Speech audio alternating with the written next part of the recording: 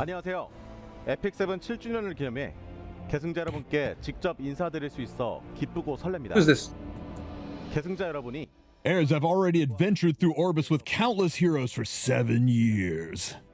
계승자 여러분이 Thanks to your adventures while playing through the episodes, we were able to restore the sanctuary, once ruined by acolytes and the archdemon, to his radiant glory. 그리고 We also got to experience the story of forgotten heroes. Whoa, that was too fast. Yes, I'm talking about the Origins episode, which tells the story of the Sixth World. Victorica, Krau, Renak, Rabino. And at the center stood Ross, heir of the Covenant, bravely fighting on, driven by resolve inherited. 7주년을 기념하는 It is an honor to introduce Genesis Ross, our 7th anniversary celebration. Genesis Ross is the embodiment of the goddess Dishe, and also the heir of the Covenant who will join you on an endless journey. 그 어떤 영웅보다 He's more special, powerful, and important than any other hero.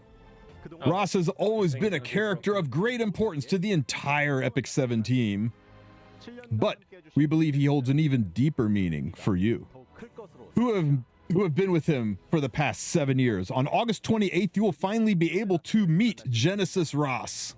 기온의 라스를 It will take a long journey to obtain him, but he has been accordingly designed to be amongst the most powerful in Epic 7 universe. Guys, he's a god. I hope all the heirs will join Genesis Ross in their journey. 꼭 지켜줘. Protect it to the end, our vow. 기온의 라스가 Just like Genesis Ross once vowed to you all, the Epic 7 team would like to reaffirm our promise to all the heirs once again as we begin this new journey. Okay, show me my bingo Let's card. go, let's go. 계승자 여러분 안녕하세요. Hello, heirs. It's been a long time since I last greeted you. I am Mr. Navi. The last broadcast was in February 2022. It's been an incredible 3 years and 6 months since I last greeted you like this. It's been such a long time, hasn't it? Since I crossed my legs and I restrained for the rest of today. Oh, he took so much shit for that. Oh my God. Oh, yeah. So far, we've brought you updated info through the Merwin Express mail or showcase. However, we sincerely apologize for not being able to communicate by live stream like we used to. 사과드립니다. Yeah. 그래서 To celebrate the 7th anniversary, we wanted to bring everyone together once again for this special occasion. It's not a live broadcast, but we plan to keep building and improving this kind of content in the future. Before we get started, let me give you a quick overview of what we'll be covering today. Okay. Let's see. Part 1. Part 1, we'll give you a preview of the August update and share the direction of the game in the second half of 2025. In Part 2, we'll talk about the upcoming Epic 7 news, including both online and offline events. Thank you for the sub. And of course, throughout both parts, we'll also cover your survey responses on each topic. And of course, we can't forget about the gifts. Gimme. To celebrate Epic 7, we've prepared something special for you. It will be revealed at the end, so please make sure to watch until the very end. I've been talking a lot, 에픽 7 but I'm sure you'd rather hear from some of the people who actually developed Epic 7. 같습니다. Yeah. So, That's please welcome Tak Guanjin, Content Director at Super Creative. Whew. Thank you for the sub. I appreciate you, buddy. 안녕하세요. 계승자 Hello, 여러분. hello. 에픽 7의 콘텐츠 제작 I'm Tak Guanjin, Content Director of Epic 7. That was a really warm introduction. Actually, this is pretty much your first time greeting the heirs 계승자 여러분 in person for the 7th anniversary, right? Aren't you a little nervous? Baka, take it away. 지난번 녹화 때도 Yeah. 긴장을 I was actually super nervous during our last misstep, but since today is such a special occasion, I think I'm even more nervous than before. 또 I heard you even took a special speech class for this. Don't take my lines. Look, watch the color. Oh yeah, I'm taking the other one. Okay, my bad. Yes, I heard that you were so nervous today that you actually attended speech classes, unlike Baka, who just interrupted me. I think a lot of people will really cheer you on 사실 많은 분들이 for having the courage to show your face and speak directly to the players. Now, right from the start, today, we had some huge news. 모든 계승자 여러분이 The one hero everyone has been waiting for, Genesis Ross, is finally making his debut. Truth is, many in the community believed he would be released in the Mystic Summons, but at the same time, I did see some people saying, well, it is the 7th anniversary. Shouldn't there be something more? Maybe something big? So, how exactly can players get Genesis Ross? Yes, since he's a truly special hero being released for our 7th anniversary, we hope all heirs can obtain the hero. 바랬고요. 8월 After the August 28th update, you can go to the lobby to find and play the exclusive Genesis Ross content. You can obtain him through that content. Wow, we can get Genesis Ross just by playing? I'm sure a lot of heirs are going to love this. As you clear missions, you gradually restore his power as the heir of the Covenant. In the end, you'll not only recruit Genesis Ross, but also obtain exclusive memory imprints to reach SSS level in memory imprints.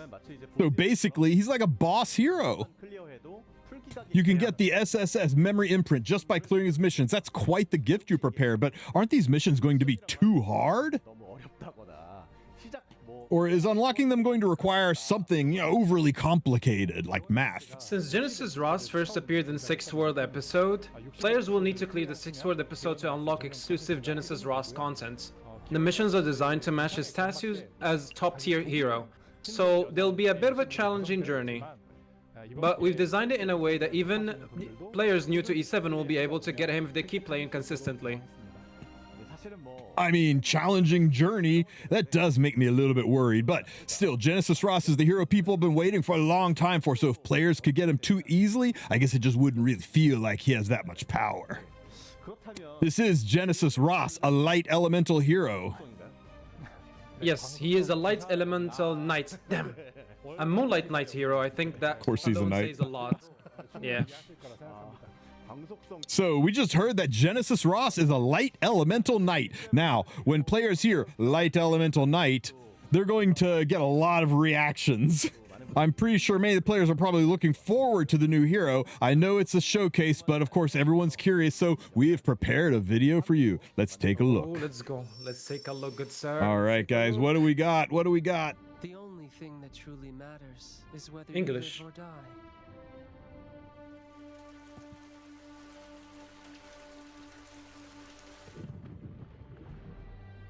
Are you me? I'm certain that you too had once been cherished by another. There's no need for fear, though I presume instinct isn't so easily governed. How ironic, to save the world, that one must forsake a life. To have been able to protect this world until now, it isn't strength in the physical sense. It's something deeper, a metaphysical will to protect those I hold dear, transcending time and space. Trust me, I'll protect this world. There's no need for fear, though I presume instinct isn't so easily governed. This So- is my mission. That's a strong line. Oh, look at this. Your fate. Wait, this is some strong level. Holy shit. Wow. Damn. It's a knight. Which constellation? As the Unknown. very first iteration Okay. of the goddess created as her own embodiment, Mhm. Genesis Ross holds more than enough divinity to take on the archdemon. Due to his lack of understanding of humans as a whole, he's often found acting in peculiar ways. Though he used to approach humans without hesitation at first, when he later realized that his resplendent divinity struck both awe and fear into those around him, Ross gradually withheld expressing his thoughts. While true that Ross is closer to the divine than he is to humanity, it may actually be his unbending will, despite his numerous regressions, and not his divinity, that separates him from being a human. Mhm. Okay, built-in holy sacrifice. Libra. Is a 5-star light Libra, elemental slow knight. So EO. balanced line of He has stats. high health and defense, and can Mhm. increase his health further through his imprint concentration. No real damage boosting. Skill 3. Okay. Takes all Goddess's enemies, judgment. divinity, and penetrate attack. Attacks all enemies Okay. with Full divinity pen. Okay. and penetrates Yeah, the target's can't be defense. affected by debuffs. Damage He revives upon dying when he's got Oh. built-in holy sack. Holy increases shit. With fewer enemies. At the start of the first battle, grants sacred covenant. I for was 5 kidding. times. Sacred Covenant is a Are buff you that keeps the serious? He's got built-in holy Can't be sack, and he can debuffed. wear holy sack. and upon death, It can't be debuffed. Like He comes back twice. okay. Sacred Covenant cannot be dispelled. That's Skill brutal. 2, Chains of Binding. After inflicting What? seal and disintegration on the enemy for 2 turns, Single target. the enemy. What's disintegration? Critical hit will grant an extra turn. Why is there seal? Ooh. Damage dealt increases proportional to the Ooh. caster's max Why is health. there a seal? Disintegration is a 50% debuff that injury? reduces health by 25%. This effect is He doubled decreases when Wait, max wait. HP. When 10 But soul is It said when it's doubled when applied to heroes, so this works against monsters? Skill 1, Holy Yes. Blade. Attacks the enemy with a sword blast and increases combat readiness of the caster by 25%. Where's the seal part? Damage dealt increases proportional to the caster. Seals on his vest too. Oh, So, but this is the first unit that can injure monsters. Precious connection. a knight's Increases RT that health by increases 10%. HP. At the Okay. start of the He turn, gets souls at the 10 start. soul. Can only be activated twice per battle. What's the skill effect? of this artifact does 20 not soul, increase. 20 souls. The artifact, a precious connection, can be obtained What's- through the 7th anniversary check-in event. This They're is the really, most really, confusing they're RT. really trying hard to give us an arty to make us not just run holy sack on him. Heir of the Covenant, the embodiment of the goddess who protects the world, Genesis Ross can be obtained once you've cleared the mission Divinity Recovered, Mm-hmm. after clearing the 6th world episode. Thank you. Wow. God damn. 와, 최대 생명력을 감소시키는 Disintegration that significantly reduces health, revives without being affected by any debuffs. At first glance, doesn't Genesis Ross sound incredibly powerful? Just remember, you can get this powerful Genesis Ross just by playing the game starting August 28th. We hope you'll stay tuned for more details. 지금 보신 프리뷰 영상은 The preview video you just saw will also be available on YouTube once the showcase ends. 그런데 사실 So, but basically, when I think of Ross, there's another character that comes to mind too. In my heart, she's a main character. I'm talking about Mercedes. And here we got some news about her too. That's right. The new Mercedes made her first appearance recently in the new Moonlight Theater episode Chronicles. Even though she's from a different world than Genesis Ross, I really want to first show her to everyone here today. All right, let's go ahead and check her out. Mercedes' new look in the video. 하겠습니다. Let's go. Is she 4 or 5? Is she 4 or 5? Please B5, please B5, please B5, please B5, please B5. They're pimping her up too much to be a 4-star. There's no way. Please B5. May the grace of abundance Oh, God. be always with you. Oh, it's abundance, alright. Let thy desire be known, for I am merciful. Yes. Merciful. Oh. I'd like to. Damn. Flourish the Yeah, world. I'd like to. I shall bestow a benediction almighty. Would. Thou who seekest my mercy, lay bare thy desires. Everything is written in your fate. There is no point in struggling, for your beloved Oh my god. shall wither away a wish. Wow. She's nothing like normal Mercedes. I'm down. Born of thy wretched sacrifice. Wow. Flourish the world. Oh my god, I'm loving this. I'm down. Yeah. This is. I'm getting goosebumps, dude. Yeah. Unworthy soul. Oh, Unworthy this is not a souls. 4-star animation. No, this is not a 4-star. Yeah. We put the Mercy. Goddess of fertility and abundance. Yes, sir. Do not lay a hand on it. May the grace of abundance be with you always. Brother, she could fix me. Hello, this is Ryuhan Kyung, art director at Epic 7. You are a hero. I oversee the game's overall visual direction and quality. Reimagining characters that our heirs will love at such a meaningful milestone like the 7th anniversary was a lot of pleasure to show you a new side to these characters. But it was very meaningful for me. I was just about changing. It wasn't just about changing their appearance. I had to think about the time they lived in and how each of them should look in each era, which was both challenging and a great joy to go through the creative process. Lady of the Scales is another form of Mercedes, from a different point in space-time. She appears as a high priestess. She is closer to a goddess who has descended into the human realm. Visually, we kept some of Mercedes' silhouette, The hair and the boot. but we kept her robe, but we gave her a robe and an eye patch and the scale motif to convey an air of authority, elegance, and mystery, emphasizing the concept of divine balance. The most important thing were continuity and distinction. I wanted her to still be recognizable as Mercedes, but also feel like an entirely different person. Legs. If the original Mercedes is someone who carried emotional turmoil, the Lady of the Scales was someone who envisioned or who had transcended all worldly concerns. Compared to Mercedes, she's more mature and graceful. Yet also veiled and mysterious, like a being whose true inner thoughts are hard to read. We experimented with a lot from the beginning. There were countless concepts and drafts. And I think we collected those 1,000 referenced images. Early on, we considered more overwhelming, heavily adorned divine design. But in the end, we refined it with a restrained beauty that could still leave a powerful impression. It was a long journey with many different opinions shared along the way. The Lady of the Scales wasn't just about the appearance. Every department poured their heart into her, including the overall design, cutscenes, skill effects, in-game resources, and animations. When you actually meet the character in-game, I hope the heirs can feel the love and effort we put into the design of her.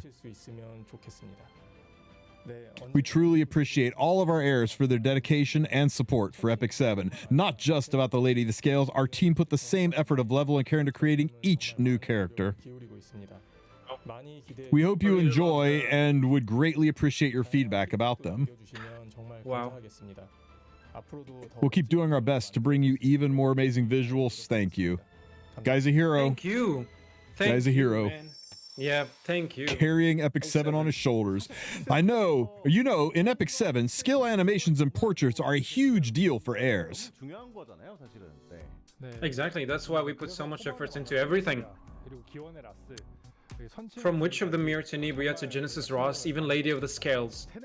Yeah, with heroes from the early days like Tenebria, Ross, and Mercedes all getting fresh looks one after another, it really raises expectations for what's next. And speaking of which, the preview for Lady of the Scales will be available starting August 20th. It will be revealed on Wednesday. Now, at this point, I can pretty much guess what you all are saying in chat. It's supposed to be a showcase, the 7th anniversary festivities, but you're only showing new characters. Sure, new characters are great, but if that's all we're showing, we might. But since it's the 7th anniversary showcase, we prepared some update news for us, right? Yes, of course, we've worked hard to get everything ready, but before I get into the update details, I'd like to start by sharing what the 7th anniversary means to us. 7 years is a long time, and a lot has happened during this time. We've always aimed to develop and run the game from the same perspective as our heirs, but there have been times where we fell short of expectation. That's why, starting with this E7 anniversary, we've determined to show a better E7, but we'll be given everything we've got. This 7th anniversary updates marks the beginning, and I'd like to share that we've prepared. All right, I think many heirs are curious about how the game is developed, and many heirs will thus enjoy hearing about the background and designs behind the content. So where should we start? The first thing I'd like to talk about is the improvements related to equipments. Yes, go! Right now, Epic 7 has a ton of content and a huge roster of heroes. And players experiment with all kind of different builds. The problem with playing a certain content like Hall of Trials or Trial of Constellation, oh my god, players would often have to take equipment off one hero temporarily, then later put it back, which means they can screenshot hunting and put each part back Oh my god! place and restoring their regular setup. 하시는 그런 We've understood it's been a hassle for a lot of players. Babe, it's gear loaded, boys. 장비 프리셋 좀 만들어. Oh, I remember, Eric. Please give us equipment preset system. It's actually been discussed and requested for years now. No kidding. In the recent survey, we asked which system improvement would you like to see? 24% of you said equipment presets. Oh, let's The other 76%, I guess, had their heads up their ass. 장비 변경 No, they probably split. It's splits, right? You're missing your cue. We spent a lot of time discussing ways to make equipment swapping less of a pain. Shared presets, individual hero preset, and content-specific equipment setup. 세팅을 분리하는 기능 등 That's a lot. We've seriously considered a wide range of solution internally. Even in Epic 7, even if you use the same hero in the same content, you might use them as a debuffer one time, as an attacker another time. That means there are times where you'll have to completely change equipments. And dedicated players who push stats to the absolute limits 유저분들은 often swap out different pieces of equipment depending on their first turn opener This to changes fine-tune everything, their guys. builds to the smaller details. So we've decided that implement an equipment preset system, let's go, 돌려 쓰는 그런 장비 프리셋 that simply saves one or two, enables swapping them between the heroes. Instead, we're introducing a system that's most intuitive and immediately we're going to implement a revert equipment change feature that will keep a record of equipment setup change and instantly restore a selected previous state. 이게 사실은 일종의 It's great that we're finally getting a preset feature, 프리셋 너무 기쁜 일인데 이게 말만 들어도 but it's really more important that than a standard preset. I'm not quite convinced just yet. 뭔가 이런 약간 좀 감이 안 오네요. I think we might need an example to really get the picture. Sure, for example, let's say you're setting up a hall of trials and you need to borrow equipment from other heroes. With the new system, you can choose the save point in time, instantly restore all equipment setup to how it was at that moment. Oh, okay. 그럼 시점을 여러 개 Then we can have multiple sets. You can swap your equipment around however you like, and when you select a save point, your equipment setup will revert exactly to what it was. It may seem like a simple feature, but I'm confident it will make a big difference for players. 그렇군요. This 근데 is- 사실은 이런 But now that raises another question in my mind. 더 생깁니다. 이런 기능 There's one big thing that gets gets in the way way. of this. 장비 The cost for unequipping the equipment. In the same survey question we mentioned earlier, a whopping 28% of players hope for Say free it. unequip. Say it, Tristan. Not as a temporary event, but permanent. Say it, Tristan. Please. Any way we can make that happen? 그래서 So starting August 28th, we're Yes. making unequal. Let's fucking Yes! Oh yeah, baby! Finally, after 7 years, permanent, free, unequipped. Back when I used to stream. Oh, this was something I saw in chat every single day. 맨날 나왔던 내용이 Oh my god, I'm so hyped. 이게 무료가 됐어요. How did this finally The amount of happen? gold consumed by unequip isn't small. But as we celebrate our 7th anniversary, we felt it was time for a major change. We decided that eliminating the inconvenience of changing equipment was more important. However, if we only remove the unequipped costs, players would probably start changing equipment a lot more often, which would create their own other inconveniences. So after we make it free, we'll monitor changes in play patterns and trends, and look for other areas we can improve. 부분 없는지 확인해 보고 개선하도록 하겠습니다. Honestly, it would have been nice if this had happened a little earlier. Yeah, But 7 still, years. hearing that unequip is finally free, fantastic news. Equipment management is such a core part of Epic 7, and for so long, it's been way more inconvenient than it needed to be. For returning players especially, it can be extremely confusing and frustrating when it comes to deciding which hero needs which equipment. 친구들 좀 꼬시려고 When I'm trying to convince my friends, this is one of the hardest hurdles to get over. 에픽 7의 영웅과 That's right. As Epic 7 continues to add more heroes, the fatigue of managing all that equipment can only increase. So our goal with these updates is to create an environment 관리가 되는 환경을 when heirs don't have to stress about their equipment management at all. Usually most heirs, after playing for a long time, end up stashing equipment in their inventory thinking, maybe I'll use this someday. Yeah, me. Of course, that goes for me too. But in reality, they're rarely used. 거의 없어요. That's right. So based on that usage pattern, we're working on a feature that will automatically recommend and sort equipment for players. It'll help player clean up those just-in-case pieces of equipment, making inventory management a lot easier. 사용하실 수 있도록 할 예정입니다. Good. Wait. Does this mean the system will automatically move equipment around?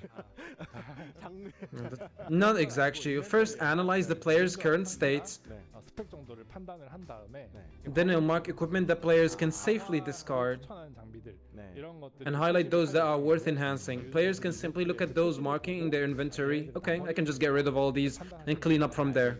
So basically, it's about letting the players make equipment decisions quickly and intuitively with less stress and guessing.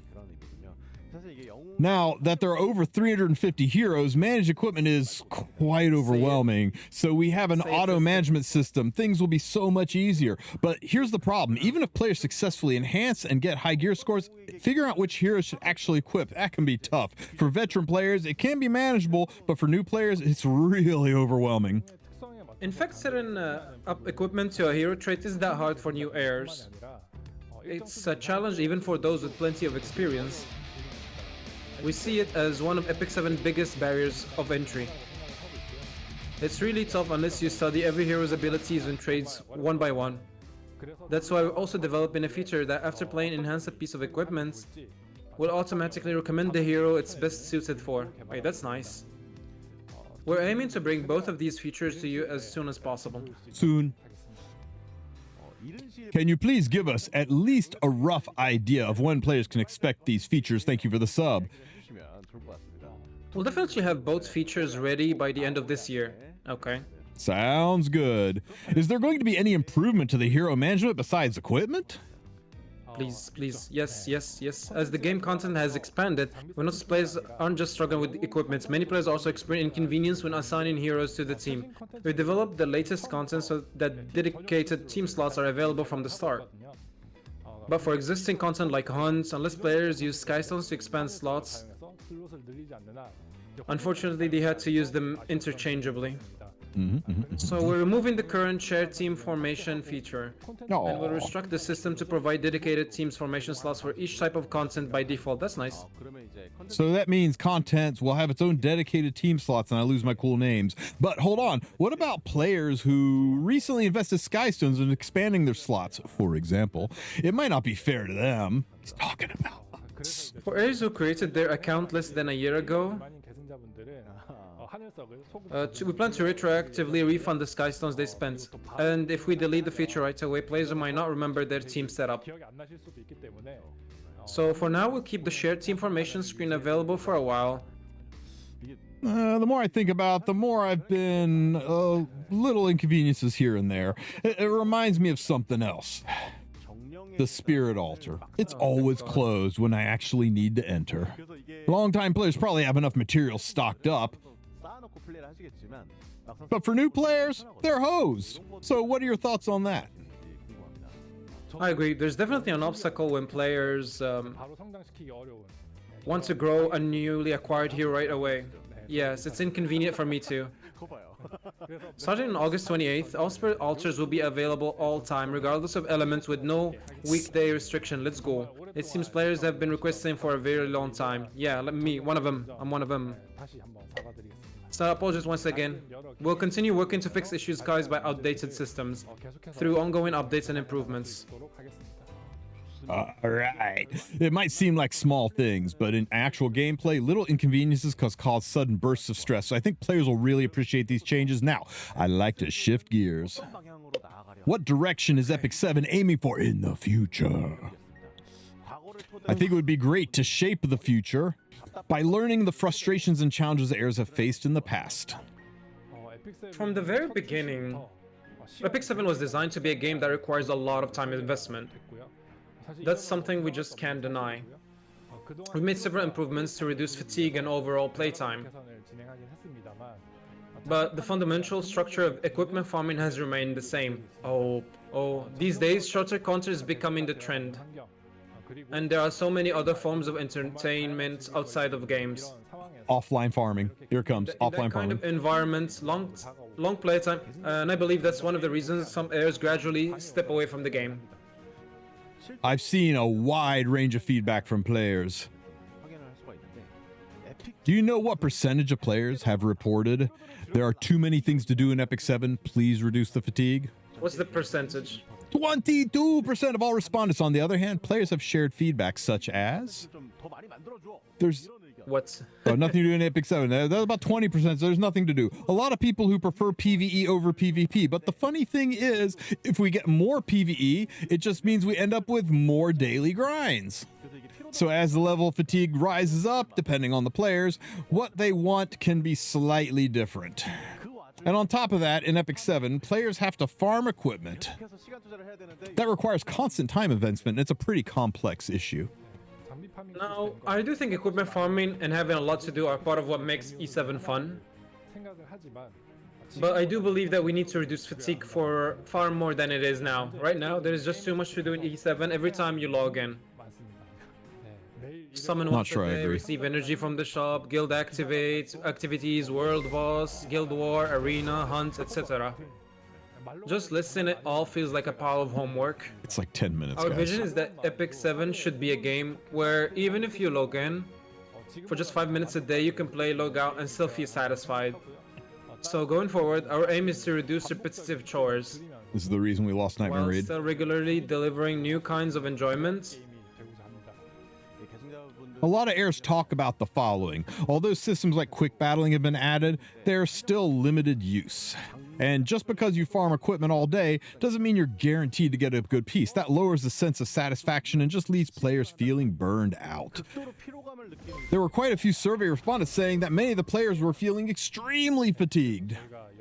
That's why we've been preparing a lot of things. First, new equipment sets. Ooh, the following survey question. Which growth and progression aspects needs approved? 24% answered new equipment sets, 15% said higher grade equipment, and there's actually quite a bit of demand for new equipment or new equipments like that. In the past, we've been very cautious about adding new equipment sets because of the time and fatigue that equipment farming requires. But now we plan to actually lower the difficulty of farming equipment. Oh, okay, that's good.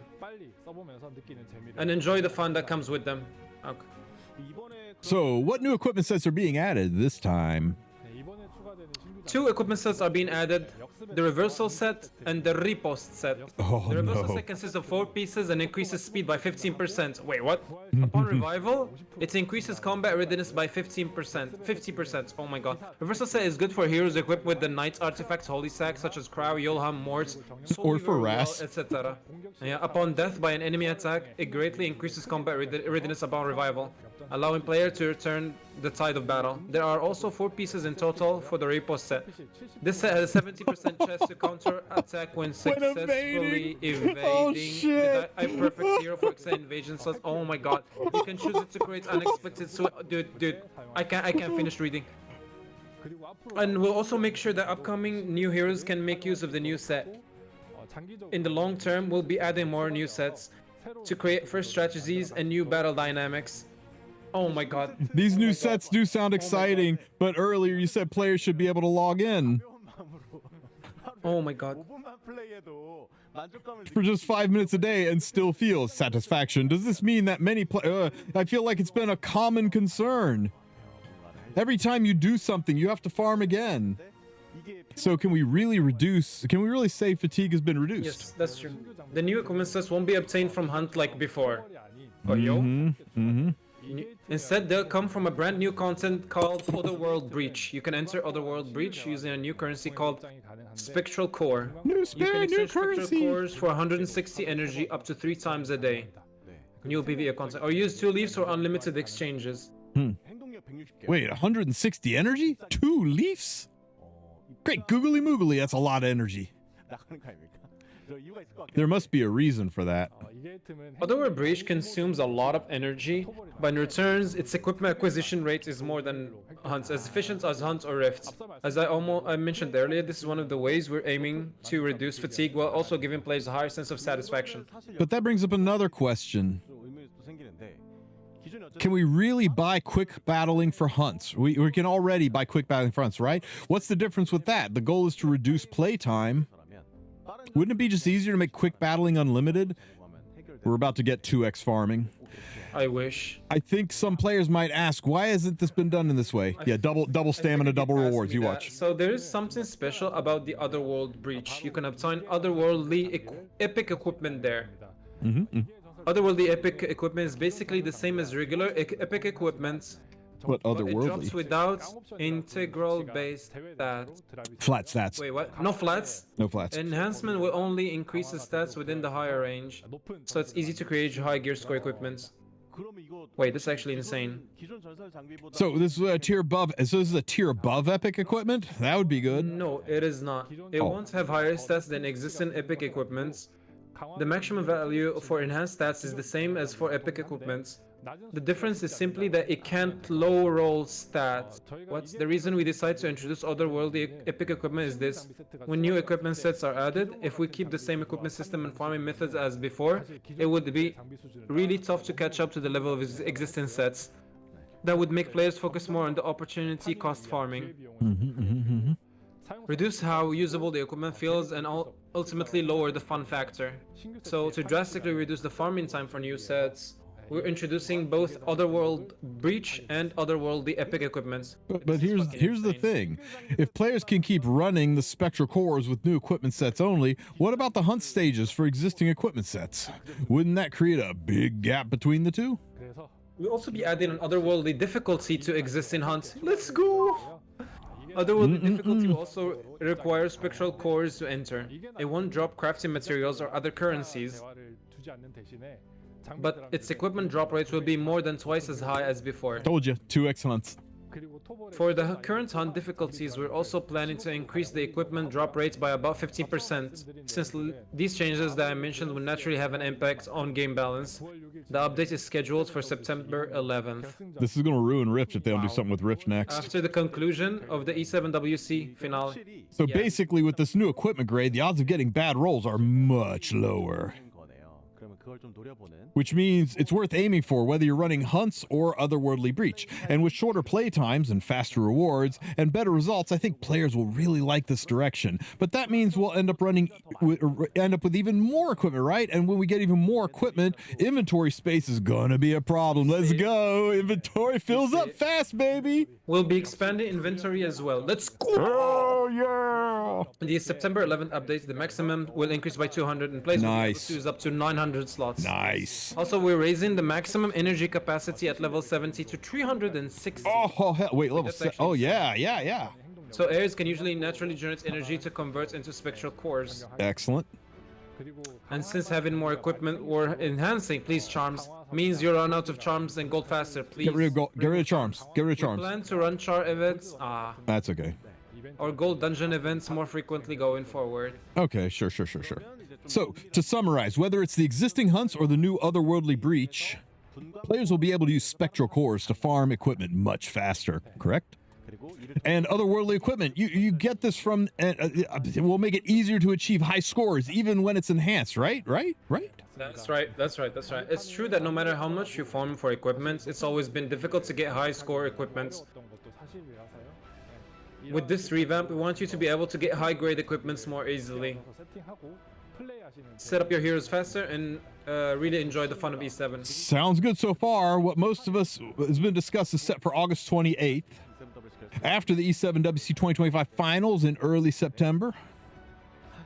But we still have plenty of things left to cover for the roadmap of the second half of the year. What are they getting rid of Rift? I don't know. I'm curious about the rest as well. Before we move on, though, since we're on the topic of content, I'd like to touch on a related point from a recent survey. Back during the Origins update, some of the equipment obtained through the Carrot event, including pieces players had never even seen before, were level 78 equipment. We're getting rid of that shit, right? Like the ones that increase bear. It came with the additional stats, and that sparked a lot of discussion. Most of the players were worried, saying, "Is this a new system? Like potential?" He almost said the words. Is this going to be added? All the old equipment comes useless if they add this. There was a lot of pushback, and many concerns were raised. So I think it'd be good to explain what was going on back then and whether or not there's anything else going on. At the time, we had just launched the Origin updates and we wanted to offer commemorative equipment unique for the 6th world as an event reward. Since the equipment wasn't something you could farm or use competitively in serious play, we didn't provide the separate prior announcements. But looking back, I think many heirs felt uneasy about it. We currently have no plans to release equipment like that. And even if we were to add equipment with similar effects in the future, We would never do it in a way that damages existing battle balance or devalues the equipments players already own. Of course, we'll announce it well in advance and explain it clearly so everyone understands. I still remember that time clearly, and the community and creators were in an uproar. And it really showed how important good communication beforehand is. Hell yeah. While we had 2 developer notes recently, I wanted to take the chance to talk about this face to face, about Trial of Constellation and the removable of Labyrinth. Yeah. Here we go. Thank you. Back in the last Origin update showcase, it was announced that Labyrinth would be getting a revamp. But when the notice came out saying Labyrinth to get a revamp, many of the heirs felt like all of the memories and achievements they had built were just being erased. Some players have put a lot of effort into leveling up multiple heroes in order to tackle Labyrinth, and even new players came through Epic Dash, even with the introduction of Trial Constellation, which is why it needed to be removed entirely. We reflected a lot on this. No matter what our intentions were, we recognize that we caused inconvenience for our heirs. As a player myself, someone who runs Nightmare Auto Team, Aaron said that when you enter Labyrinth, you want to get all the rewards. So I would always try to route my runs to maximize moral. Since I don't have auto teams for all bosses yet, and it takes a long time to clear, This guy needs to watch my I videos. often found myself putting it off until I had more time, only to forget about it and miss that monster reward entirely. So the intention behind removing the Labyrinth was to condense the content into boss battles, allowing players to build auto teams more easily and play each month, by replacing it with content that's simpler and more convenient than before. Calling it simpler is kind of a reach. Yeah, I don't. That I don't said, agree many with all players, that. Perdition Trial, I have seen a lot of player feedback recently say it's just too damn hard. It's too hard. I'm not watching Even your with features videos, like listen. Blessing of the Stars, a lot of players still feel like the difficulty is overwhelming. It's not the difficulty, it's needing As specific many units. of you have probably noticed, yeah, while playing Perdition difficulty, our intention was that player to clear only after obtaining enough Blessing of the Stars. The problem is we overlooked the difference in rewards. That led to a situation where player felt forced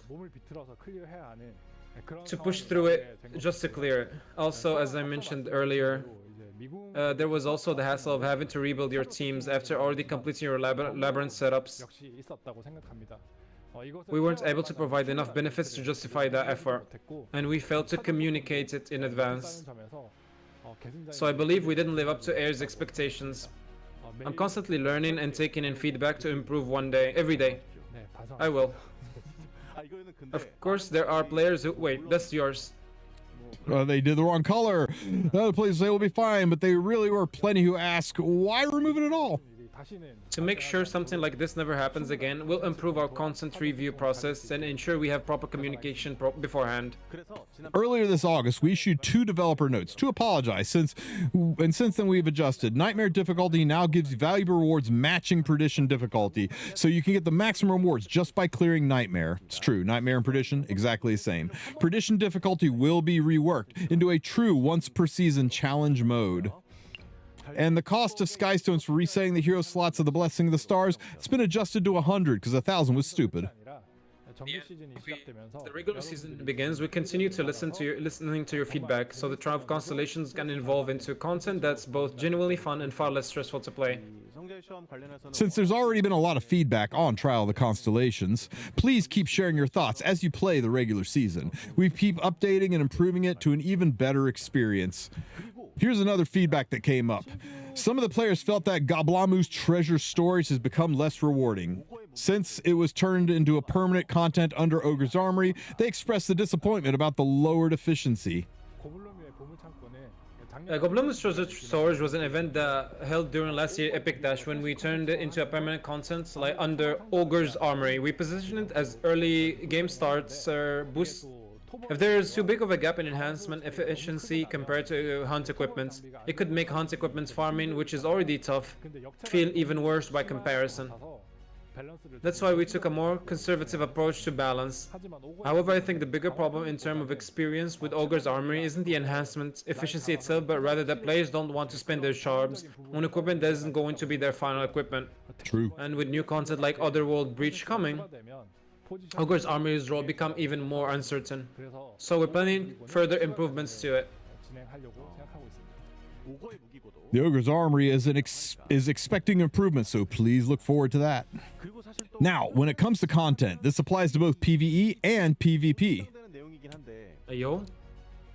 This is one of the top 3 suggestions I've heard the most. RTA shop, RTA shop, RTA shop, RTA shop. Oh, It's a This is even better. This is even oh better. no, oh no. In the past, we stated there were no plans to remove 50% absolute effect resistance. Oh no, is that still the case? Are there any idea you're considering to reduce the frustration it causes? Kukerbat is screaming. Honestly, that's something we've discussed a lot internally. We have no immediate plans to remove it, goddammit, but we're fully aware tease. of the fatigue it can cause in PvE. We'll work to minimize the stress from these RNG elements in the future by adding additional adjustment systems. Okay, like Rift's controller or Blessing of the Stars. Okay. Understood. 15% absolute resistance isn't being removed yet. But for PvE, there will be put in devices to make it easier. And then again, this is also related to the overall direction of development. So if you can be patient a little longer, there are plans to keep working on reducing that frustration. And I think you can look forward to it. Right now, let's talk a bit about the rest of the roadmap for the second half of the year. What is the currently in development for September through December? All right. Plan rerun because that new set, holy crap, right? In October, we'll be introducing a new story called Phantasmal Barrier, along with the Guild War tournaments where the top 32 guilds will compete. Show me prizes. In Show me November, guild we'll prizes. have a new PvE content called Moonlight Showdown. And in December, following the 6th World episode, we'll be releasing a new episode. That's what There we go, episode 7. Ooh, a new episode. I'm sure a lot of players are curious about that. For detailed updates on each content, please stay tuned for the upcoming showcase. Bro, I think the whole bingo card is full now. So you can't reveal everything all at once, right? I see. Still, everyone, as you can see right now, from Phantasmal Barrier to Monolith Showdown, Guild War tournaments on new episode 7. There's a lot to look forward, heirs. So there you have it. We've gone over the dev's vision and the updates planned from August through December. How do you feel about this, heirs? That's a W. Big W. I'm sure there are parts of you that are happy and wait. Like we said, the showcase isn't at an end. Leave your thoughts in chat or in the comments and we'll make sure to cover them in future developer notes. Another communication opportunity. We're working diligently so we can make promises we can absolutely keep. And so that you won't have to wait too long. That's why, even beyond today, we'll continue to share updates through developer notes or actual content as soon as they're ready. We'll be seeing you again in the future, so please keep sharing your feedback. Is that a promise? Are you going to appear more often? If you invite me. You know, it would not be a waste to make use. It'd be great if you could keep making appearances to not waste those speech classes. I know it's hardest the first time, but once you keep doing it, people start enjoying it more. Whoa. Now for the big showcase like this one, but hopefully with more casual content, we can greet you again soon. That was hard to read. We don't always need something huge or grand. It's better if we can check with the players more frequently. And speaking of which, this still isn't to the end. In part 2, we'll be joined by business director Jin Oh to talk about Epic 7's offline and online surveys, other news, and some interesting survey results. I could guess you could call it part 1.5. It's full of the kind of things you might be wondering why we haven't talked about yet. And yes, we're going to be talking about balance in Epic 7 with the actual developer in charge. Balance is something many game companies are reluctant to address directly. It's an area that handles sensitive data, and even amongst players, opinions are often split down the middle, depending on things like your equipment, your character pool, team compositions, because people see things from different perspectives. It's such a tricky topic to cover, but many of you have left feedback through the survey. So I'm talking about a lot, so I decided to go directly to the source. I heard a familiar face. Let's go take a look at the balance adjustment process and how it works. What do you think so far? What do you think so far? So far, Big ass dude. W, big ass. Yeah. Come on. You got this guy too. Oh, it's me. Creator commented, today I've infiltrated Super Creative, acting as a one-day reporter to talk about something heirs have been curious about. We're going to talk about balance. And let's get started.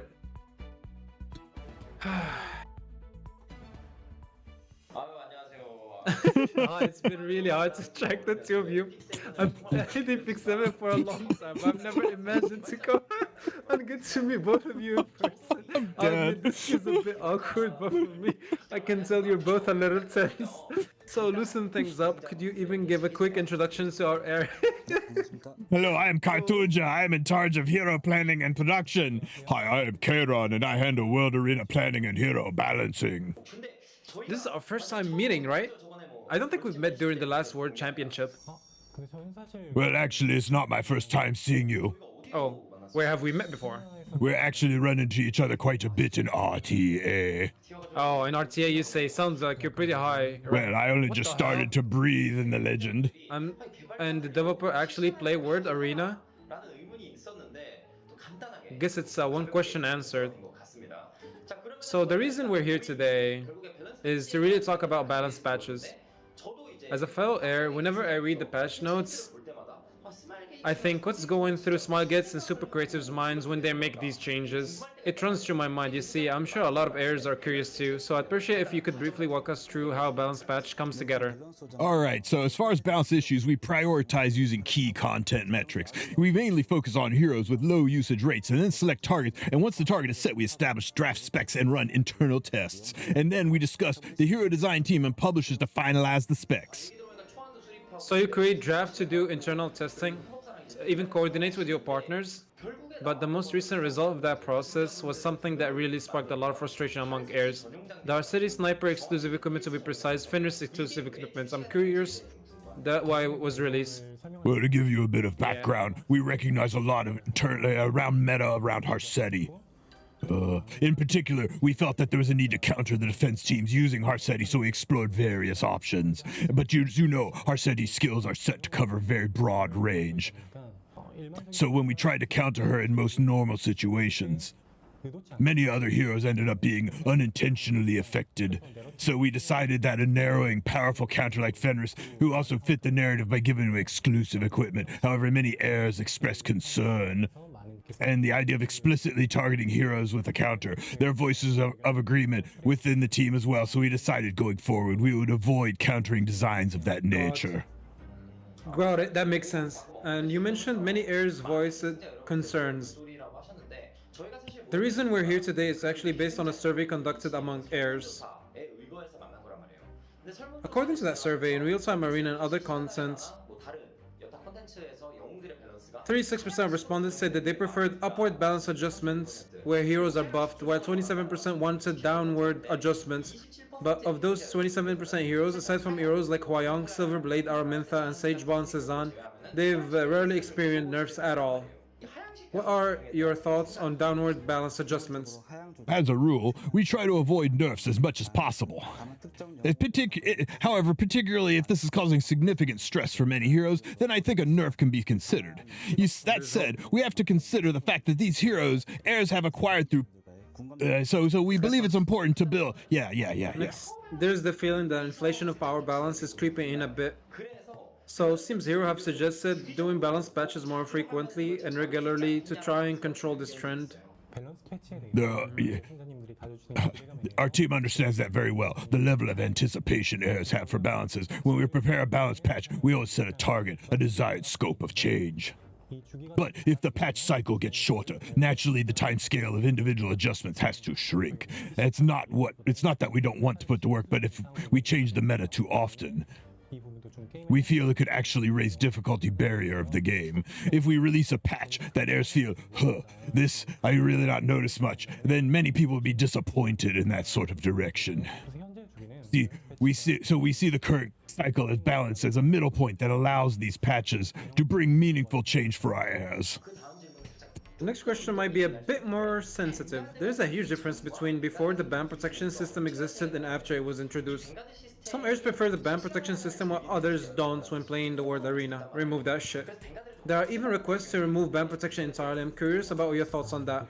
This is a serious topic. It's something that we really haven't spoken about until now. The original intent of the ban protection system was tied to addressing the balance issue between first pick and second pick. In the pick ban system, second pick has a certain amount of strength. There's a post-ban system where one hero is banned at the end. For a second pick, that means you have to finalize your deck sooner than the first pick does. It becomes a bit harder to secure the value of that final last pick, the slots that you would normally have. If you choose the perfect last pick after seeing 9 previous picks, of course it is likely to get banned. Now you might think, then why not just remove the post-ban? But since all balance is designed around the current system, removing it entirely would be a huge risk that has been difficult to apply. So we started thinking, what could we do within the existing system to ease the disadvantage for second pick? That's when we saw the need for a slot that could be absolutely protected from the final, which led to the creation of ban protection. To summarize, ban protection has 3 main purposes. First, to restore strategic value of the last pick. Second, by protecting it in the ban slot. And to make second pick's first pick commit their deck concept earlier. That's complete dog. So they share the same burden of revealing their strategy. The second pick has had the hard carry before. In essence, the core purpose of ban protection system is to help balance the first and second. And the third, this might get a bit long, but it's a slightly different angle from what I mentioned earlier. We also see ban protection as a way to lower the difficulty of the pick ban phase. When one of your picks is guaranteed to be safe,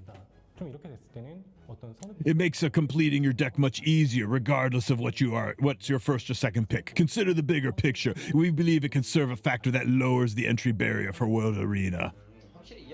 Given what you've said, I'm starting to see, it's capped, why ban protection system exists and its value. But these days, it feels more and more like if you take the first turn, you get to seize the momentum and you're much more likely to win. True. It's become much harder to turn the tables. Since it's a turn-based game, it is true that having the initiative generally gives you an advantage. That said, it's not like, for example, Zio has the highest win rate out of all the heroes. The feeling really depends on the meta at the time. Whether the connected parts are good, the right timing, would that all come together, that could all contribute to how you perceive. In particular, towards the end of the recent summer season, the meta heavily favored seizing the first turn, so I think players really felt that impact. But we're preparing for ways for you to experience a wider variety of battle systems and styles, so stay tuned for those changes. Understood. Then let's circle back to balance patches. Both heroes and streamers alike, every Friday they're waiting for the next balance patch, yes. But honestly, the number of heroes included in each patch isn't that high. Some heroes like Spez, or Kisei, or Melissa, they seem to get patched quite often, while many heroes rarely, if ever, get adjustments. I'm curious, why does it sometimes feel like the same heroes are getting all the attention? Well, because we like those heroes. They get multiple balance adjustments. It's usually because their usage doesn't rate up, or because they're needed for meta for some reason. In some cases, even after several adjustments, a hero still doesn't work well in the meta, so they need more changes. We will work to address these issues, and make sure adjustments lead to heroes being viable in actual play. Then I have one more question about balance patches. In Epic 7, there are some heroes who feel like they urgently need patches. That might just be my opinion, but I think other heirs feel the same way. Yeah, Opsig. For heroes who aren't used much, it's understandable when they suddenly get an update. But what about heroes who were already performing well, like Urban Shadow Shoe or Infinite Horizon Acades? I'm curious what leads them to suddenly get a patch or receive an EEs. Even if a hero is already popular, they may still receive a balance patch adjustment to help them break. For example, a lot of people ask why Urban Shadow Shoe received an EE. We got a lot of questions about that, and at that time, we felt there was a clear role she could fulfill, like going super fast.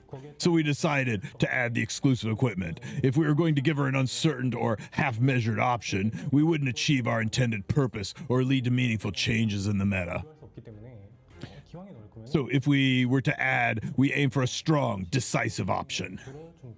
That will achieve the function that we intended. Going forward, we actually reflect the heirs, so a wider variety of heroes can get. We work harder and target on selection. God, he talks fast. I appreciate that. They type way too fast. So after talking with the dev team about balance patches, as a follower, I can't help but wonder what's next for E7? It's C's, man. What's the direction of the balance going Well, forward? we need to keep shaping the battle environment so more heroes can see use. Our goal with the balance adjustments is to make sure every hero can have their own role without leaving any behind. We continue to welcome your interest and feedback, always taking them into account. Also, I'd like heirs to take this opportunity to give heirs a heads up. In the upcoming fall season of World Arena, a new system will be introduced. Hey, yo. It's called Warfare Rules, which World Arena match is made up of one of several preset rules, which will be randomly applied to that match. Let's go, and it will take effect during the battle, and has something particular with Battle Frenzy. The Battle Frenzy system was meant to bring a new flavor to each season. Yo, let's go. But since the same rules stayed for the whole season, yes, I didn't do too much to break up a stagnant meta. Yo. Imagine randomly going into a match. So with, warfare have, like, rules 5 are revamps. purposely designed to shake it up and give players advantage who can adapt flexibly to situations. Meanwhile, Battle Frenzy will go back to its original purpose of preventing matches from dragging on too long. Get effed, tank down players. We hope this brings you a fresh This experience. talks on the balance patches. We start with a survey from the heirs. Is now coming to a close, and I think we've answered a lot of the questions you had. You check the YouTube comments, Epic 7 communities, you see all of that, right? Yeah, of course. The devs do check. So I hope heirs will continue to send their support and feedback. But before we wrap up, is there one final thing you'd like to say to heirs? More SCs. Yeah, stop calling me fat cat. I'm just big boned, and it's been meaningful to have a chat, be able to talk with our heirs. I think you took most of what I was going to say, but yes, I was nervous too. There's a lot of pressure personally. Still, I'm really glad I could communicate like this with our heirs. As a developer, but also as someone who loves Epic 7 as a player. Developers play, people. Big double. Keep going, keep doing my best to make the game even more fun. Thank you. It's weird to hear Karen say thank you. It may have been a difficult start setting for you, so I'm really appreciative of you joining me today. As for me, once this showcase ends, I'll see you again as a commentator in the E7 World Arena Championship. Thank you, 감사합니다. Dude, big W, dude. Like randomized PvP rules, holy. We just heard directly from the person in charge of balance. While balance is a field with no single right, we believe that we keep a steady course. We can move forward in the right direction. The developers have shown real courage by stepping in front of the cameras. So we hope you will show them your support. As mentioned earlier, part 2 will cover the remaining survey results, along with a variety of news, including online and offline events. And joining me for this segment, we're inviting another special guest, Unequip. Please welcome Epic 7's business director, Jin Oh. Hello, it's a pleasure to meet you. I'm Epic 7's business director, Jin Oh. Director Tak, you look a little tense, but you're not that far behind him in that department. Why aren't you saying anything? I'm a bit shy. I see. Since it's his first time greeting you all, we'd appreciate it if you would warm encouragement airs. Now let's officially kick off the second part. Did I mention that in the opening this is part 1, but there will be one point I'd like to visit before we move on. Truth is, many heirs have been thirsty for communication. You know that, right? And Yes, and I'd like to take this opportunity to sincerely apologize for not communicating properly with you for some time. Oh, the deep bow. bow. 07. There have also been several recent issues related to operations. All of these, I believe, stem from our failure to listen closely enough to your voices. From here on, we will continue listening to your feedback, improving the game until you're satisfied, and working to make E7 a game that is loved and enjoyed for years to come. There's definitely been a demand for live streams, but when topics like raid Labyrinth removal come up, it naturally raises questions like, why is this happening? As Director Tak said earlier in part 1, there wasn't enough prior communication. I agree that this was the core issue. I'm reflecting deeply on it, and we're already planning process improvements with the dev team so your opinion can be fully incorporated. We'll be resetting the process entirely, from the initial planning to final polishing, to make sure our heirs' feedback. One of the survey's questions asked the following: what non-game aspects do you feel need improved? The most common answer was future update roadmaps, 50%. Holy. Followed by the notice frequency and clarity at 32%. Clearly, this points to a shortage of prior communication. Using this showcase as a turning point, we'll create more relaxed spaces for interaction and prepare a roadmap reveal. And at the end of each year, alongside our new year, we'll make sure to deliver in the coming December as well. Since both directors are here for the first time making promises to our heirs, we ask you for your support and interest. I believe that true communication is more than just apologizing when something goes wrong. It's about players having conversations when players are curious or confused, and listening and answering to our heirs' feedback. So both development and business teams should act quickly on feedback where possible. And when something can't be done due to development actions, the developers still should have the courage to say openly and clearly, this is possible, or no, this is difficult. This is the real part of communication. I'll also do my best to follow through with this. Now, let's move on to the next topic. It's with our 7th anniversary here and a wide range of updates. Is there anything special in-game events like Epic Dash in store? For 7th anniversary festivities, we prepared the Super Cake event. Okay. Cake! It's a server-wide mission when all heirs work together, and as the completion rate increases, you earn a variety of rewards. Okay. We hope everyone will participate and enjoy the events. As you can see in the screen, you can obtain unknown slates, bottle of knowledge, hero element summon tickets, plus the 900 Tywin librarian medals to use before, and 6,000 energy. Those are why not 7,000? It's 7,000. So we hope you'll log in and play plenty during 7th. Are those medals a limited time currency you use like mystics? 900 of them? Damn! Not even 20 pulls. To the final mission to claim your 5 Moonlight Selector boss hero. Boss hero, Moonlight Selector. Cope. So basically, the more you play, the more individual the server missions will be completed as well. Unlocking special rewards for everyone. Since there will be special rewards, we hope that you'll take part and show your love for the game. Events like this can be a big help to new players or to players returning after a long break. Speaking of which, one survey result really stood out to me. Many of you asked for improvements to currency shortages, including Molagora. I think it's easy in the top 5 survey questions. With the survey questions, which in-game currency do you find most scarce? People actually said Molagora over Charms. Blows me the frick away. Do you know what percentage of the respondents said Molagora? 35. It was the highest by far. So what's your take on that? We've reviewed those survey results and we're currently considering ways to increase rewards in future content and events. For example, in Trial of Constellation, players can earn Molagora through gameplay. I can't promise we'll make currencies endless and abundant, but we will make sure that they aren't so scarce, that you can grow the heroes you want. So essentially, you'll keep adding more opportunities to earn rewards through content and events.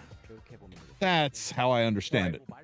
Okay, while we're on the topic, we also got a lot of requests to improve the coin shop rotation. Let's go. As the roster grows, it's hard to see certain heroes appearing in the rotation. I suppose each player has different heroes they want to get, depending on the situations and needs. Remember the survey response about how players often waits a long time for a specific hero they want? We're discussing ways to address this. Okay, such as letting player choose from all heroes released before a certain cutoff dates, making long-standing heroes much easier to obtain. So selectors. By adding a selection feature like that, it would definitely help players pick up the heroes they missed. Oh, that's good. Personalized banners permanently. Nice. By the way, Director Jin Oh, are you in a good mood right now? Yes, very much so. Are you sure? Yes. Are you sure you're in a very good I'm a mood? bit nervous. Still, I feel great. So this is your happy face. Oh my god, that's not a good face. Some viewers might not like seeing a big smile. I'll show one next time. Yeah. All right, next time it is.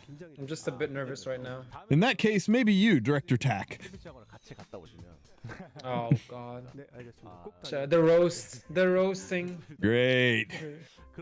Then, with plenty more to look forward to, let's move on to another event worth mentioning. Following the in-game cake event, there's another event that's been creating a lot of buzz lately, the Ezra and Popularity Poll event, currently running on the 7th anniversary festivities website. Until August 25th, players can vote for their favorite hero, it's frickin' Luna, and every top voted hero will receive a free limited skin. Vote for frickin' Aramantha. Not that it will be released, but it will be a huge number of players have already cast their votes. Have you two voted as well? Click the link pinned. Yes, I voted Vote. too. 네, 저도 당연히. Okay, let's see how based they are.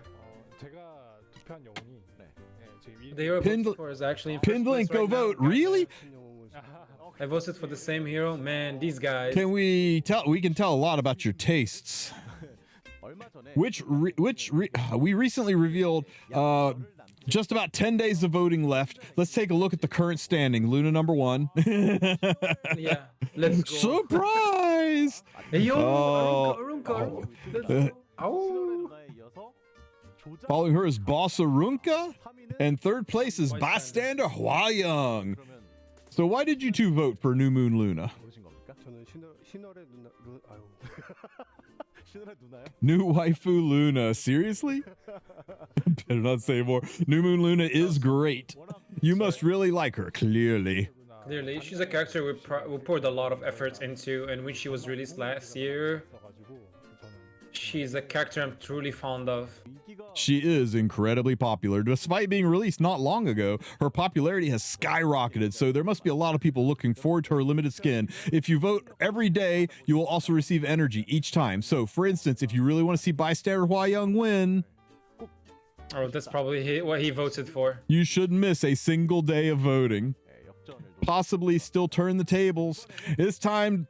Let's talk about Epic 7's World Arena Championship, which is currently generating a lot of buzz and is ongoing as we speak. Following today's showcase, day 1 of the tournament, stages will be live streamed. Let's go. Well, from well-known players such as South Korea, global service such as Light and Kukerbat, the new faces like Facepump and Xiao, and whose advantage with fiery performances. All 8 finalists are drawing tremendous something. I heard this year that a lot of finals and even a larger scale. It's even larger scale than last year. Yes. As announced earlier, in the E7WC 2025 finals will be held at Yes 24 Live Hall near Station. Seoul, starting at 3 UTC on September 6th. In the past years, the venue has only been made accommodated. I can't read that. 300 people. How many who couldn't get tickets expressed disappointment? Oh. This year we've booked a large venue that can hold up to 1,000 attendees. Let's go. So we're looking forward to meeting our heirs in an even more comfortable setting. Those chairs look amazingly comfortable. I remember the atmosphere on site last year's finals. Just 300 people. The cheers were thunderous. Thinking about the roar of 1,000 fans already making my heart race. Oh. Did they Here's show that how to next week, reserve your actually? tickets starting at 11 UTC on August 18th. You'll be able to reserve your tickets by checking the official notice. Standard seats will be priced at 30,000 Korean won, and partially restricted viewing seats 25,000. Of course, there'll be special events for attendees, right? Yes, there will be special events and merchandise. Every attendee will receive. Oh, sorry. Shown on screen, a disc pad featuring a poster, an acrylic keychain, and more. In addition, on-site events will offer can bandage featuring cute SD art as well as stickers to participants. Once again, the event is overflowing with perks. Since offline events are held in Korea, our global heirs often feel left out. So once again, we'll be providing a special gift coupon during the live stream. Absolutely can't miss the coupon, right? Yes, that's right. And to bring the atmosphere of the venue, during the recent group draws, the way picks were made in God damn it. We invited Bella, who did on-site reporting last year, and from creator Fart Pancakes to deliver live coverage from the scene. It may not be the same as being there in person, but we did our best to convey the excitement online. We've also stepped up the cosplay to match the larger audience size. Hell yeah. You'll be able to see 5 new cosplayers. Genesis Ross, Witch of the Mere Tenebria, Lady of the Scales, Argent Waves Hua Young, and Aram. In addition, very popular past cosplays like Spirit Iceline and Alencia will be making a return. Nice. I was starting to think that I talked too fast. Really? I see that. Thank you. By the way, director, have you watched all of the E7 2025 server qualifiers? Personally, I'm a big fan of Goyami. He's a player known for his great fan service. But as you know, as you've seen, last year's champion Hosmray did not make it, unfortunately. In the very last stage of the qualifiers, many other strong players were also knocked out. In fact, among the notable players, Goyami was the first one to make it, and it was a real bummer.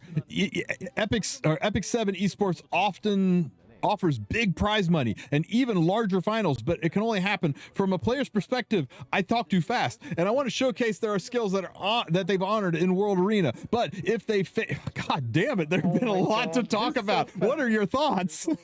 That's why I started in 2026. I'm happy I got the slow guy, man. We plan to expand Epic 7 Esports.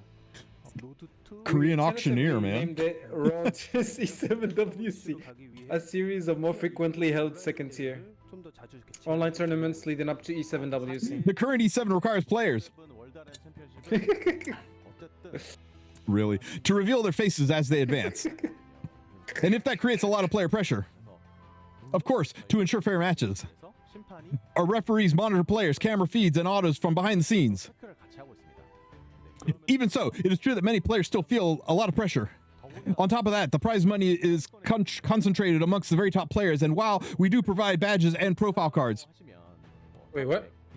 to around the top 100 players, those alone are enough to create truly drive participation.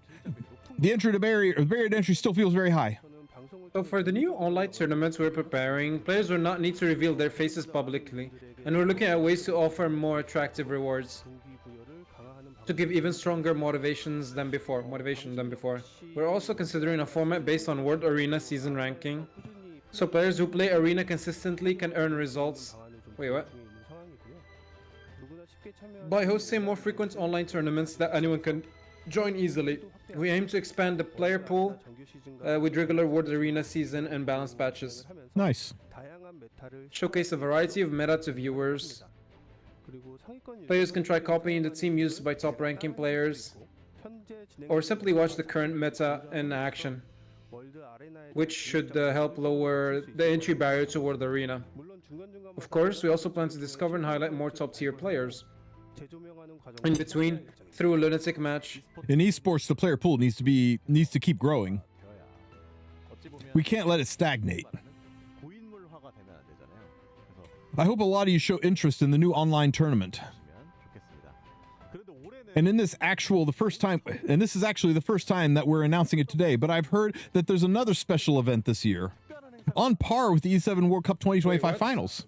That is correct. We're preparing Epic 7 first ever Orchestra. Oh, kick ass! Hell yeah! This was great when Brave Exvius did it. Yeah, that's right. Symphony number 7 Orbis. I loved it when Brave Exvius did this. Special occasion. Ross, Mercedes, Kraus, Saria, Angelica, and Vildred. This is it's got this nostalgic, stirring feel that's both cool and beautiful. Of course, plenty of people mute their mobile games while playing, losers. Me. But Epic 7 is a treasure trove of great background music that sometimes you won't get DMCA'd for, and countless tracks, OSTs like Promise, that you will get DMCA'd for, before the in-game music player was added.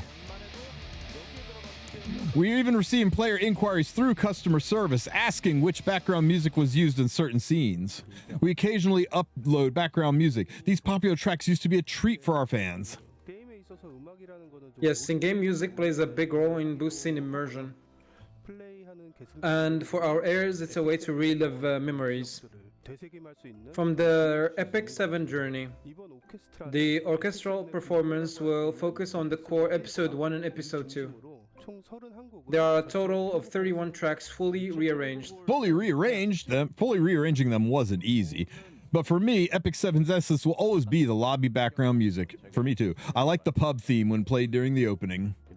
Thank you, Wetfire. Appreciate the sub, buddy. You can listen to it forever without getting tired of it. No cap, man. That song hits different. There's a lot of love, remembrance. There's also love, remembrance, eternity, many more which are largely in the player. Hearing these pieces live will certainly bring these episode scenes floating back from memory. The concerts will be conducted by An Do-yoon, famous for the Legion Commander raids in Lost Ark. Nice. Ew, that's fire. Our special MC will be Nam Do-hyung, voice of Vildred, and special guest singer Na Yeon from Purple Kiss will perform. I love Kiss. To mark our first orchestral performance, we also prepared a special illustration featuring 6-character Emart. So you're also preparing special merchandise, including exclusive offline perks. And since there's so much prepared, we hope you'll take great interest. For our global airs, the orchestra will also be streamed live. Ogre. And we're giving out a special coupon during the live stream, right? Yes, during the live stream we'll be giving out a special coupon from which you can obtain the specially designed level 88 weapon, the Air's Baton. Ooh. For those who visit the site, we also receive profile card and background with the orchestral team, so we hope to see you there. The tickets for the orchestra go on sale August 19th at 11 a.m. UTC. They are priced at 70,000 Korean won for standard seats, 60,000 Korean won for partially restricted view seats, and there's even special tracks prepared only for on-site attendees, so we strongly encourage you to experience it live. So to summarize once again, E7 World Cup final tickets sales open August 18th, 11 a.m. UTC, and the next day, August 19th, 11 a.m. UTC, the orchestral ticket sales begin. Details for tickets are posted on a separate notice, so follow the link provided for full information. We hope you'll look forward to our special 7th anniversary orchestral performance, Symphony Number 7 Orbis. And next we have another event. It's quite interesting. In Korea, we have a special collaboration. Don't get too excited, guys. With a convenience store chain, Emart 24. That's right. From August 21st to September 30th, special products will be available at Emart 24 locations in Korea. Relax. Bossarunka, survive. Did I say that right? Yes, we'll be presenting a grand total of 9 collaborations, including Bossarunka Red Bean Buns, Navy Captain Landy's Original Shrimp Burger, and Yufi's Meat Lunchbox. Dirty. Each product comes with a coupon and collective sticker. This is very common in Asian countries. Relax. We hope many of you will show interest. Since this is Korea-only collaboration, our global heirs may feel a bit left out. But we're actively planning collaboration for a global region as well, so please stay tuned. Honestly, it's amazing to hear plans for collaborations in the global region are in the works. The team has been working hard on preparations, so we ask for your continued interest. Now, I'd like to steer things in a different direction and ask a question. Since we're talking about the Emart collaboration, I'm sure chat is already filling up with this word. Collab? Yes. People are probably typing things like, no collaboration? When's the collab? Why no collaboration? That's actually what's happening. Yes, of course, we're considering collaborations important. We're preparing, so when the time is right, we'll share the details with you. Oh my god. It seems you can't say much more today. So everyone, let's be patient a little longer. Just hang in there. That brings us to a close, or it brings us close to wrapping up today's showcase. But we're not done yet. We still have the most important part left, the 7th anniversary showcase gift. It seems that both of you have prepared quite a bit. How are you feeling, Director Tak? I did spend a lot of time thinking about what gifts to give. So I thought, why not give them the thing I personally want the most, transmit stones. 그러면 어떨까? 제일 갖고 싶은 거. I figured Ayers would love it too. 네, 그래서 So it's gonna be a speed 20 health necklace. Fuck yeah. Holy Speed shit. Oh my 20 God. health Oh my necklace. God. Speed Oh my 20. God. Oh my god. Oh my god. And level Oh my 88. God. Level. It can't be right. It can't be right. It can't be reforged. Yeah, this is the first time we've ever given this Yeah, type as of gift. as far as I can remember, you've never given out a 20 speed health necklace before. It's something I've always wanted for myself. 이 장비를 드리면 Yeah, my dude doesn't have it. Let me just make it. So I think both I and the heirs will be happy to get it. Oh, of course we will. I'll tell you Thank this, I Shake your hand. appreciate it. Yes, I've always needed more speed, dude. I feel the same way as you, Director. Level 28 health necklace. Sounds great. Level 88 speed 20 health necklace. Now, moving on to Director Jin. Oh. 질 수 없죠. 네. 아까 말씀드린 As I mentioned earlier, we've heard a lot of people say they're short on Molagora. 100개. 100 Molagora. Let's go. 100? Are you sure you didn't add an extra zero to that? Let me double check. Yeah, it's 100. That's a very unusual for. God, they are flying. Refresh our reputation. Yeah. 100 Molagora. You got approval for that, right? Bro, he's the boss. Yeah, I proved it myself. Like, he's the Oh, boss. right. You're the director after all. Back when you used to do a lot of broadcasts, even when Molagora was given out, it was usually like 2 or 3. 예전과는 다른 Yeah, we'll show you a different side from the old days. Nice. Everyone, please give a round of applause. 근데 말씀을 들어보니까 Hearing that, I can't lose to director John. Oh, dude, you already won, man. No, the Lady of the Scales will be released. The Lady of the Scales memory imprint requires special materials. 하다 보니까 Hey, yo. Yes, that's right. Memory imprints require exclusive materials for Lady of the Scales. Yeah, I'm guessing heirs will need plenty of gold transmit stones. Yeah, give me 77. I knew it. Since it's 7, I'll give you 77 transmit stones. Ooh. Golf clap. Go. I hope nobody summons beforehand. Yeah, I'm doing that. They might realize how often they get thrown off. But anyway, 77 gold transmit stones, even if you use them for Moonlight summons, since it's around 11 summons worth. Anyway, 77 gold transmit stones. To summarize, level 88, 20 speed health necklace for everyone.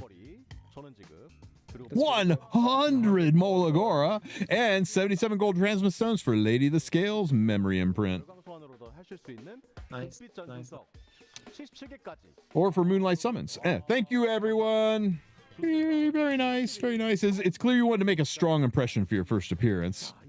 So we got plenty of rewards.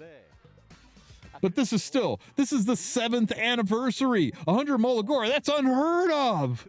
But still, it is the 7th anniversary, and of course this is great. But just one more, pretty please, with a cherry on top. 이 부분은 이야기된 게 아니고 What wasn't discussed beforehand. But if you do it for us, heirs will write a lot of great posts in the community. Alright, what are we getting this time? Spread the word and tell others to try Epic 7. The player base will grow. And then, director, you can go to your boss and say, look, we gave this out, and look what happened. Look how good we did, right? 잠깐 Alright, give me. Mind if we have a quick discussion? Go on. 지금 또 떠오르는 게 있기는 한데 사실 뭐 제가 Though I haven't gotten the approval for it, so I'm a bit hesitant to say it. 뭐 Say it. But we can just give it out first and get approval afterwards. A 5-star Moonlight Summon ticket. A 5-star. So we'll get a 5-star Moonlight Summon ticket. A 20 speed No, health it's not necklace. It's not selector. It's a random. 100 Molagora, 77 gold transmit stones. That sounds pretty good. Every day, maybe? 7th anniversary showcase. You know, for our heirs, I think I've been giving this some. Oh, God damn it. While there's been this criticism from players in the past, there's also prepared to give these gifts as a way of saying thank you. And let's start a new journey together. I hope some of our heirs can be more understanding, stop bitching, and send their love and support to Epic 7. Right? Yep, that's right. Right? Yeah, that's right. You don't look too happy. No, I'm very, very happy. All right. Happy. And in game, you can earn tons of rewards through the Super Cake event mentioned earlier. Yeah. So log in and play the game every day and spread the word around to others around you too. Although today was the first, I hope to show you both up next time too. And I hope you both show up next time too. And hopefully these aren't the last of the rewards. So, hey, why so quiet? Do my best. The rewards I just mentioned should also be appearing in the subtitle right now. Right, There's your code, Epic7 Thank You Heirs. You can claim them immediately by entering the coupon code. Since these gifts, I really hope you enjoy them. Players, send cheers through the chat to the entire Epic7 team. They worked hard for all of us and will keep striving to do it better. All right then, it's really time to wrap things up. Let's hear how our two guests feel about being here today.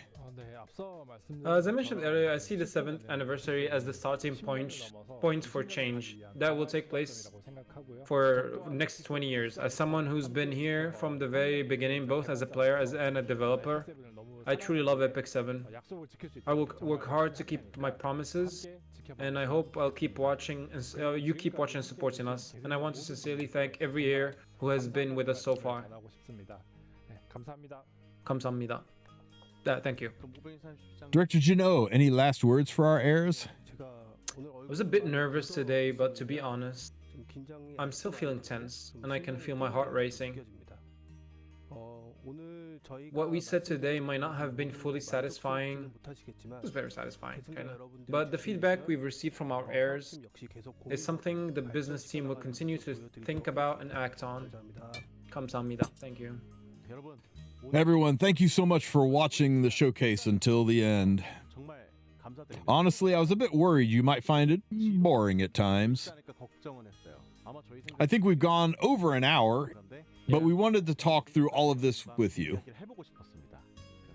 And that's why we're prepared it this way. When I first joined Smilegate, it's been quite a while now. Honestly, I worried whether we'd make it to a 7th anniversary. There's pet snacks and all. So seeing Epic 7 reach this milestone makes today a very special day for me personally.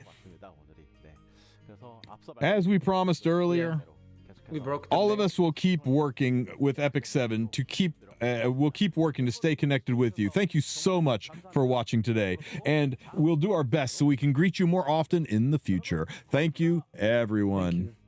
Thumbs up. We actually broke the coupon link, by the way, Tristan. Yeah, it just broke. Yeah, the whole website is down. DMCA. Oh, never mind. No, we're fine. Oh my god. 안녕하세요. 에픽7 김형석입니다. Yeah, the Today I'd like to share the director of our development team will be taking over next year and taking some time to talk about the world of Epic 7 with our heirs. Back in the early days of development, when we were designing the lobby, we set a motto for Epic 7. We want players to feel like they are coming to a place where they can always feel happy. A place where they want to return for that happiness. Bread. And meat. That goal hasn't changed to this day. We want to create a world in Epic 7 that you, our heirs, can remember fondly. So I'd like to share the journey of Epic 7 dev team for now and the future. Epic 7 has been around for a long time, and the daily playtime needed for routine gameplay has grown significantly. The total amount of rewards has increased greatly. But this accumulated content still poses a barrier for entry for new players. We plan to improve the structure so that just by playing the content you enjoy, you can still earn most of the rewards. For repetitive content in particular, we plan to increase the energy costs while boosting the rewards to reduce the amount of repetitive tasks. In this way, you just log in for a short time and do what you want. Told you, 2x. You'll still be able to earn most rewards, making it easier to log in and feel excited to play. When the time it takes to earn rewards is greatly reduced, you can focus more on the content you truly enjoy. Also, we'll adjust PvE and PvP content that requires heavy investment or more challenge, so that you can play without feeling pressured by rewards, while preparing more story and event content for you to enjoy. Furthermore, I'll give you flexibility in your playtime.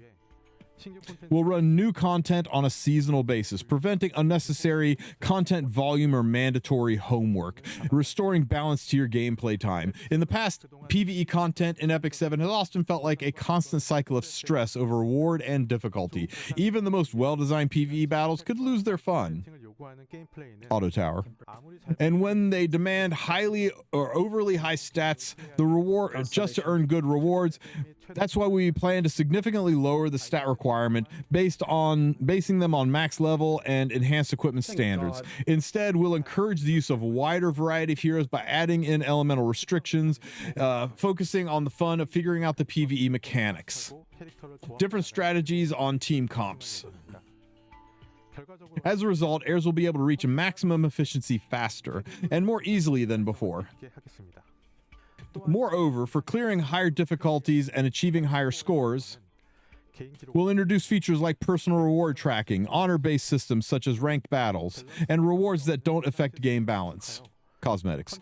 We'll reduce the stress of competing for rewards while tuning PvE to a true playground for heirs who want to push themselves further. Lastly, you can look forward to the Acolyte Raid, a PvE mode that captures the very essence of Epic 7's battle systems.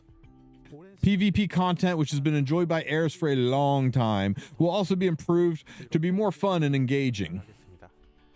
We're introducing real-time minor tournament system. Details for this system aren't finalized yet, but I'd like to briefly share some of our development direction. Minor tournaments will be a weekly real-time PvP mode. Nice. That's really good. They'll be they'll be regular and open to everyone. The matchups will be decided at random draws within each league. The goal of each system isn't just to host a top rank, but to let heirs from different countries and leagues experience the feeling of victory. Oh, that's so much content. These small wins will naturally lead towards a grand stage of a World Cup, producing new contenders every year. Wow, they should have done this. E7 World Cup itself will draw an even greater attention, creating a positive cycle that will deliver more exciting, high-level something. We also plan to improve regular arena, which many players enjoy as a lighter alternative to World Arena, to make it even more engaging later this year. Please don't mess up Arena again. Our goal is to develop Epic 7 to be unrivaled when it comes to turn-based PvP. So far, the story of Epic 7 has been split into character-focused side stories and event-driven main episodes. However, the main episodes often lacked, episode 4, the featured characters currently available for summoning, and the quality of the character side stories or Moonlight Theater varied significantly. From now on, the main episode will be restructured so that the narrative centers on characters that are being featured for summoning. Interesting. To do this, we need to plan the story 6 months earlier than the current development cycle. Although it will take some time, we believe that this setup will deliver development this way. We'll do our best to reduce inconsistencies in Epic 7 to improve the quality of the gameplay step by step. We'll also give each character a season mark to present a clear vision for their long-term value. So, with so many characters in the game, some of their backgrounds and concepts don't always blend well. Let's take over so you don't exhaust yourself. I'm good. All right. It's not easy to ensure every hero is remembered and spotlighted. But focusing on development here is the fastest way to raise quality of the game content across the board. First, we'll assign season marks to characters chapter by chapter or theme, allowing heirs to organize and manage them more easily. From there, we'll add features like relationship charts into the pages by chapter, or intro pages by chapter, so you can better understand each hero's place in the world of Epic 7. It's nice. Another issue that new heirs have is almost no way to obtain older heroes. Given that episode 1 has been out for a year, characters from past episodes will have a far more flexible pickup opportunities. We'll continue to bring balanced updates and introduce exclusive equipment and expand PvE content to give existing characters new roles, and continuously ensuring that they get their time in the spotlight again. Our goal is that you continue to make fun and happy memories of playing Epic 7. We ask for your support and encouragement, and honest feedback as we continue this journey. Thank you. Da, da, da, da, da, da, da. I'm talking over DMCA music. That's la la la la la. DMCA music is playing. If we keep talking, I'm gonna have to play music over top of this guy. Sorry, we're muting this down. I'm also What do you This guys snap about think? What just happened? Dude, that What do you guys think? A insane big W? all over the place, right? Oh, I'm telling you. Only thing I wanted to say something about was the collab, but then they mentioned that there will be something. They mentioned that they're working on a collab. They mentioned that collab is coming and to continue to be patient. We no mention of an RTA shop. That I'm really sad they didn't mention anything with an RTA shop. I need to check my I'm excited that they're coming up with ways to address 15% in PvE while leaving it in PvP. I know a lot of people don't like 15% in PvP, but I think it's structurally required for the way Epic 7 works. Limited, no ticket, no need, no. So I think we failed the bingo here, man. Well, collab coming soon. TM. Try to understand. Oh yeah, let's let me coupon this up, guys. Oh, wait, I don't know if we can even get in. Are we good? Yo, Yo, go back. Yo, never mind. No, not interested in that. Okay, the website's still down. Like everyone and their mom is trying to log in.